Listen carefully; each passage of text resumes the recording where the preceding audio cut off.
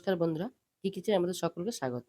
আজকে আমি চাল আর ডাল দিয়ে বানাবো জিলাপি। আপনারা তো ময়দার অনেক জিলাপি খেয়েছেন। কিন্তু একবার চাল ডালের জিলাপি খেয়ে দেখুন কত সুন্দর খেতে। তার জন্য আমি বিউলির ডালটা ভিজিয়ে রেখেছি। আর এখানে নিয়েছি গোবিন্দভোগ চাল। এটা আমি ভিজিয়ে রেখেছি। আমি দুটো একসাথে পেস্ট করে নেব।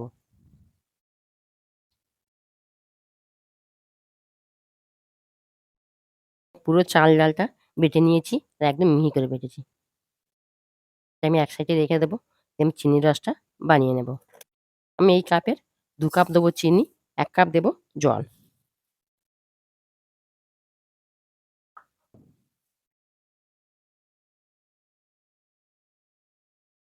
আমি একটা শিরা বানিয়ে নেব।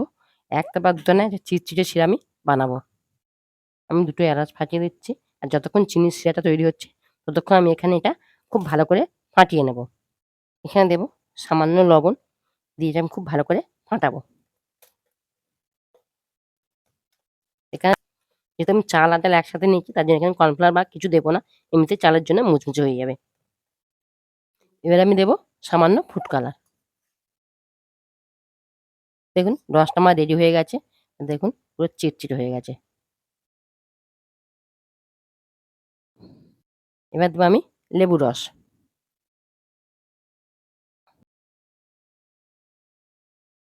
দেখুন ফেনাতে, ফেনাতে যখন হালকা হয়ে যাবে, তখন ভাবতে হবে এটা হয়ে গেছে। দেখুন কতটা হালকা হয়েছে।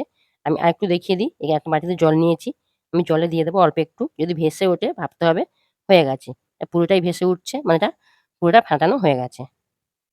আমি এখানে একটা তেলের প্যাকেট নিয়েছি। এই প্যাকেটের মধ্যে ব্যাটারটা ভরে নেব। দেখুন প্যাকেটে ভরে নিয়েছি। মুখটা কায়দা দিয়ে আটকে দিয়েছি। এখানে যে যেমন মোটা করবে সেইভাবে এই মুখটা কেটে নিতে হবে। দেখুন তেল গরম হয়ে গেছে। এবার আমি জিলাপিগুলো বানিয়ে নেব।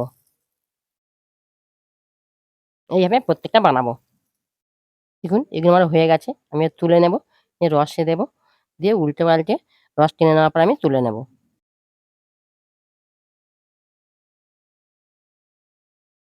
এটা আমি চামচ দিয়ে চেপে দেব।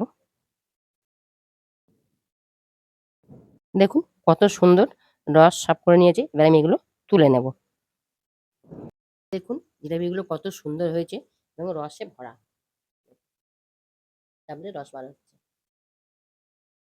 এই রেসিপি যদি আপনাদের ভালো লেগে থাকে, এটা লাইক করবেন, এটা সাবস্ক্রাইব করবেন আর কমেন্ট করে জানাবেন।